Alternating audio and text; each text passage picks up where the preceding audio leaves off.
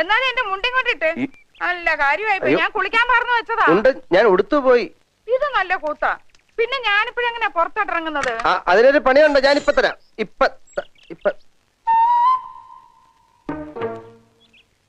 എന്നെ മനസ്സിലായ? എനിക്കത് കാണായിരുന്നു. എപ്പോഴാ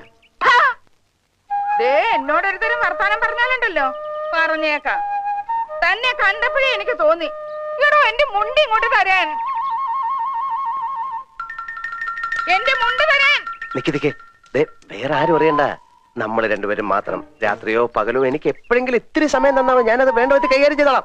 പട്ടി തലവഴിക്കാതെ പറഞ്ഞാലുണ്ടല്ലോ എന്റെ വിധം മാറും. വല്ലാരും ഇപ്പൊ കേട്ടോണ്ട് വന്ന് എന്താ വിചാരിക്കുക? ഇവിടെ മുണ്ട് നടക്കാം. നിങ്ങളുടെ മുണ്ടം ഒരു മനുഷ്യനോട് ഒരു മുണ്ടാനും സമ്മതിക്കത്തില്ല.